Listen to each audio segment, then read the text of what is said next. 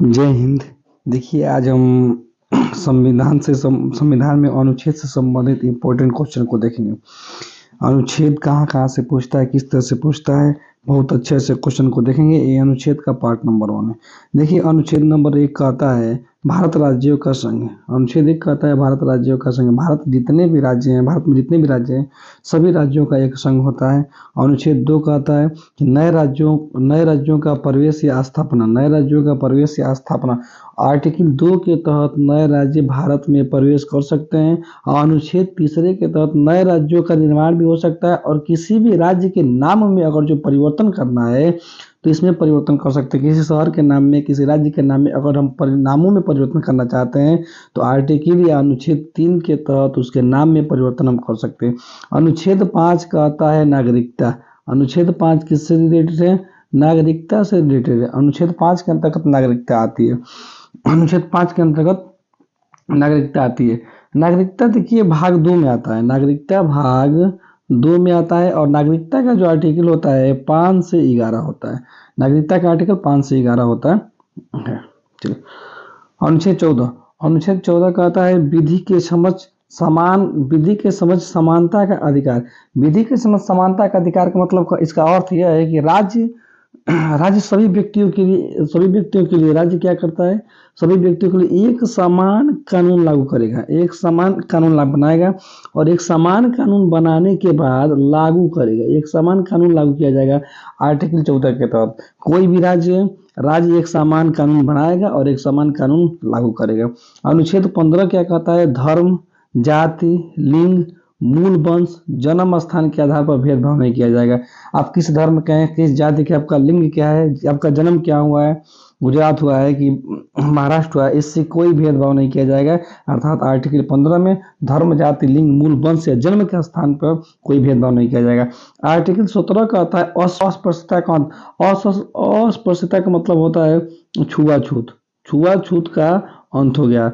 Article 17 के तहत छुआछूत का अंत हो गया। जिसमें कोई लोअर कास्ट के होता है, कोई अपर कास्ट को नहीं छूता है, इसको छुआ हुआ चीज नहीं खाता है, इस सब को भेदभाव नहीं करना है। आर्टिकल 17 में ये चीजें बताई गई है।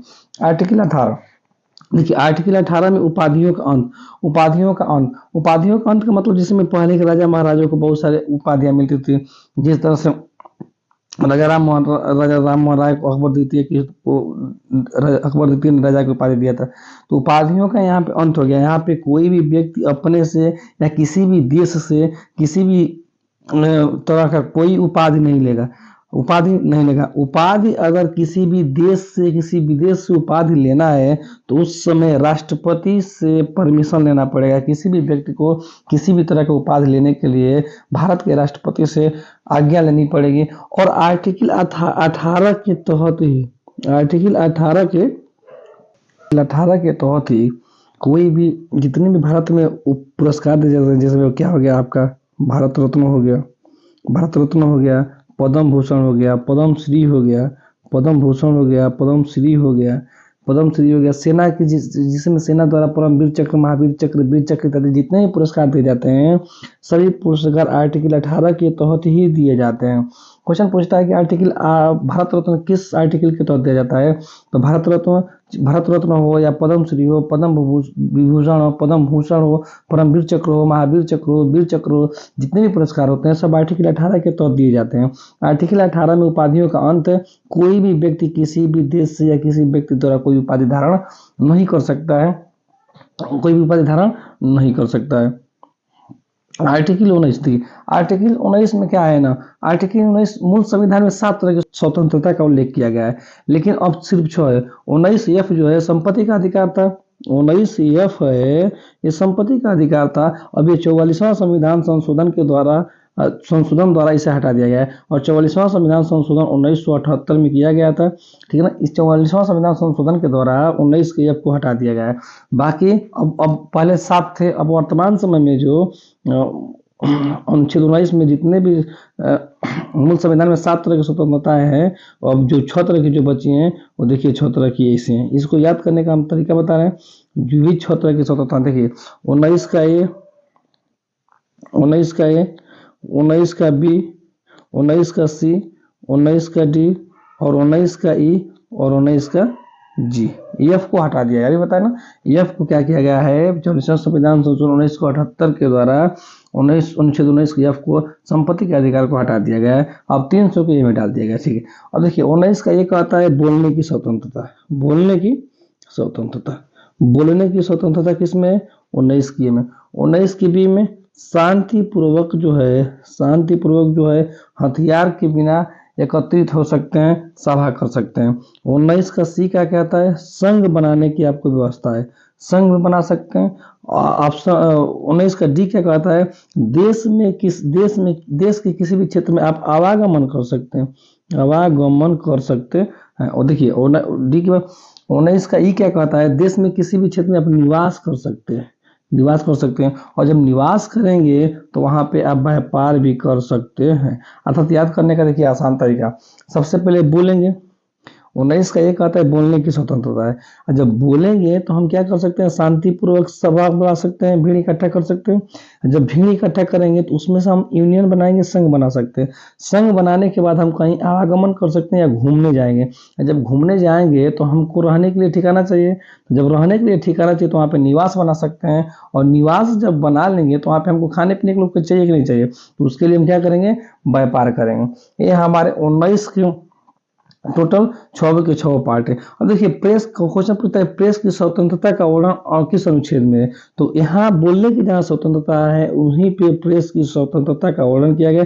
अर्थात प्रेस जितने भी मीडिया के लोग होते हैं उनको बोलने की स्वतंत्रता आर्टिकल 19 के ए से क्या होती है, मिलती है। 19 के ए से बोलने की स्वतंत्रता मिलती है, ठीक है। अब देखिए आर्टिकल 21 में प्राण एवं दैहिक स्वतंत्रता। आर्टिकल 21 कहता है प्राण एवं दैहिक स्वतंत्रता। प्राण एवं दैहिक स्वतंत्रता किसी भी व्यक्ति के द्वारा विधि द्वारा स्थापित प्रक्रिया जो भी होगी, जीवन और व्यक्तिगत स्वतंत्रता के अधिकार से वंचित नहीं किया जाएगा। आपको जो अधिकार है आपको मिलेगा। प्राण और दैहिक स्वतंत्रता ही कहता है। ध्यान दीजिएगा 21 का को क्या कर रहा है, 21 को कर रहा है कि 6 से 14 वर्ष तक के जितने भी बच्चे हैं उनको निःशुल्क और अनिवार्य शिक्षा दी जाएगी। कोई भी व्यक्ति, कोई भी बच्चा है वो एजुकेशन से वंचित न रह जाए। 6 से 14 साल के सभी बच्चों को निःशुल्क शिक्षा दी जाएगी, ठीक। आर्टिकल 24 बालकों के नियोजन का प्रतिषेध। अर्थात 14 वर्ष से कम आयु के बच्चों को कारखानों में या जोखिम भरे काम करने से रोका जाएगा, उनको काम करने नहीं दिया जाएगा। अर्थात बलात्श्रम आप नहीं करवा सकते। आर्टिकल 23 जो कहता है बलात्श्रम आप किसी से बेगारी, देखिए जैसे 24 हो गया। आर्टिकल 23 क्या कहता है, आप बलात्श्रम नहीं करवा सकते। बलात्श्रम का मतलब क्या होता है ना, किसी व्यक्ति से आप बेगारी नहीं करा सकते। बेगारी कराइएगा तो काम कराइएगा तो उसको पैसा देना पड़ेगा, ऐसा नहीं, जो उसकी उचित मजदूरी हो दीजिए, आप बेगारी किसी से नहीं करा सकते हैं। आर्टिकल 24 यही कहता है बच्चों को, बालकों को नियोजन में प्रतिषेध। अर्थात 14 वर्ष से कम आयु के बच्चों को कारखाने में या जोखिम भरे काम करने से वंचित किया जाना चाहिए, ठीक है। आर्टिकल 25 अंतःकरण और धर्म के आबाद के रूप में मानना, आचरण और प्रचार करने की स्वतंत्रता। अर्थात कहने का मतलब क्या है, कोई भी व्यक्ति हो आर्टिकल 25 के तहत, कोई व्यक्ति हो आर्टिकल 25 के तहत वो किसी भी धर्म को मान सकता है या किसी भी धर्म का प्रचार प्रसार कर सकता है। उसके ऊपर कोई बाउंडेशन नहीं लगाया जाएगा कि आप इसी धर्म को मानिए, आप इसी धर्म में रहिए, आप इस धर्म से उस धर्म में नहीं जा सकते हैं, ऐसा किसी भी तरह की व्यवस्था नहीं। आर्टिकल 25 कहता है कि आपको जो धर्म पसंद है उस धर्म को आप मानिए, कोई जोर जबरदस्ती नहीं है, किसी भी धर्म का प्रचार प्रसार कर सकते हैं। आर्टिकल 32 देखिए, आर्टिकल 32 क्या कहता है, देखिए आर्टिकल 32 में ना संवैधानिक उपचारों का अधिकार है। आर्टिकल 32 में संवैधानिक उपचारों का अधिकार है। आर्टिकल 32 को संविधान की आत्मा कहते हैं। अनुच्छेद 32 के तहत सर्वोच्च न्यायालय में 5 तरह की रिट निकालने की शक्ति प्रदान की गई है। पहला जो है बंदी प्रत्यक्षीकरण, दूसरा परमादेश, तीसरा प्रतिषेध लेख, चौथा उत्प्रेषण और पांचवा अधिकार परीक्षा लेख। देखिए बंदी प्रत्यक्षीकरण होता क्या है, बंदी प्रत्यक्षीकरण ये बात को कहता है कि अगर कोई व्यक्ति कोई भी व्यक्ति मान लीजिए कोई भी व्यक्ति है और प्रार्थना पर जारी किया जाता है कि जो समझता है कि वो अवैध रूप से बंदी बनाया गया था। कहने का मतलब क्या है, किसी व्यक्ति को बंदी बनाने लायक नहीं है, उसको अवैध रूप से बंदी बना दिए गए हैं, इसके द्वारा न्यायालय में बंदीकरण करने के अधिकार को आदेश देता है। न्यायालय आदेश देता है बंदी बनाए गए जो भी व्यक्ति होते हैं उनको निश्चित समय पर वो न्यायालय में पेश किया जाए और उसके विचारों को सुना जाएगा वहां पे, उसके बाद जो भी निर्णय होगा लिया जाएगा। परमादेश क्या कहता है, परमादेश यही कहता है कि जो भी सार्वजनिक कर्तव्य का निर्वहन नहीं करता है, कोई भी पदाधिकारी है, अगर वो सार्वजनिक कार्य का निर्वहन नहीं करता है तो वो आज्ञा पत्र के आधार पर पदाधिकारी को उसके कर्तव्य का पालन करने का आदेश जारी कर सकता है।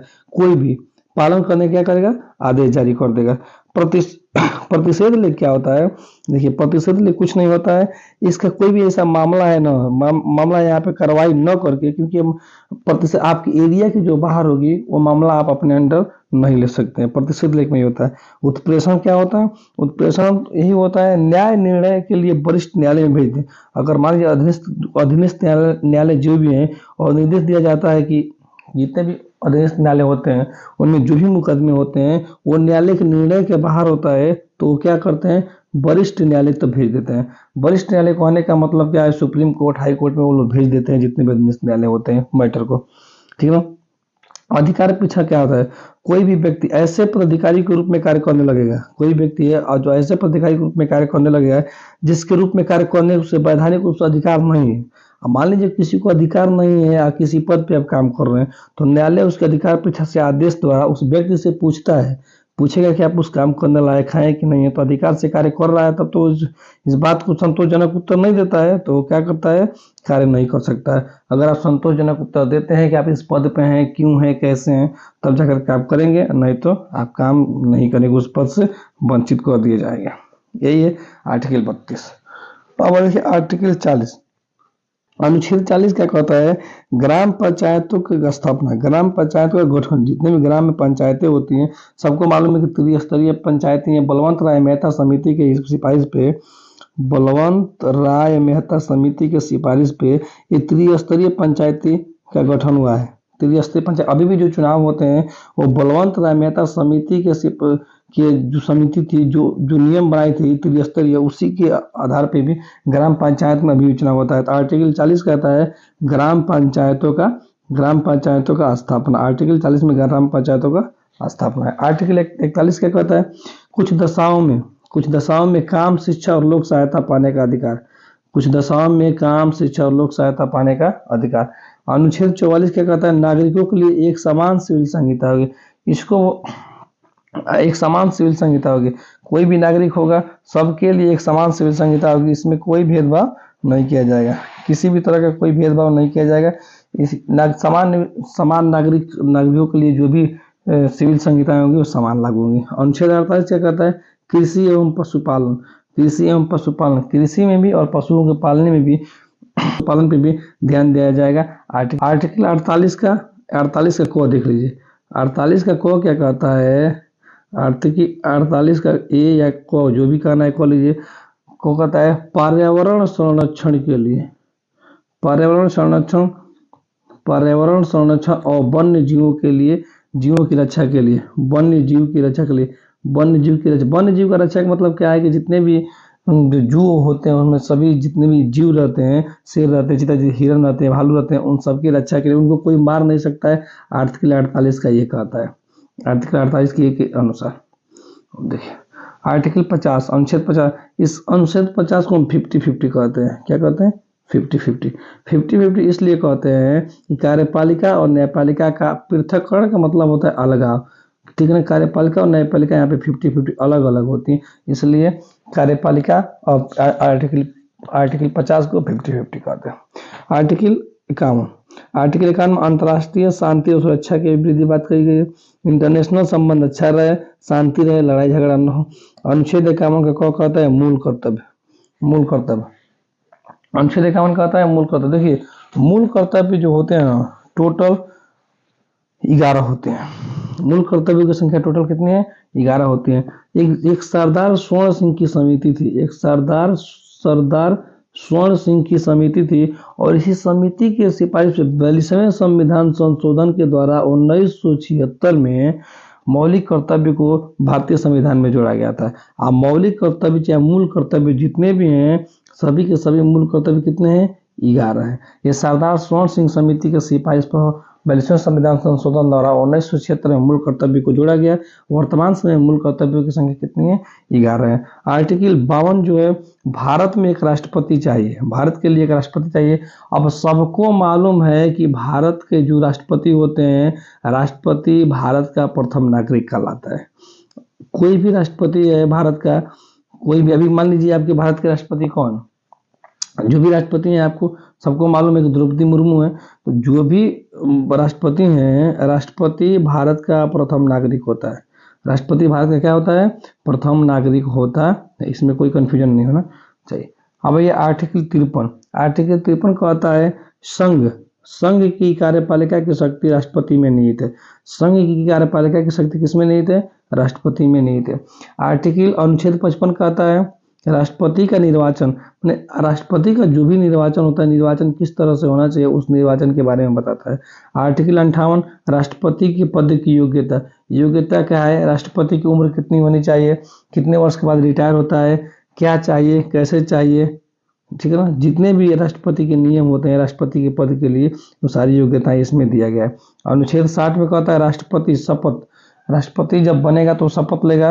राष्ट्रपति जब शपथ लेगा तो आर्टिकल किसके अनुसार? अनुच्छेद 60 के अनुसार राष्ट्रपति शपथ लेता है।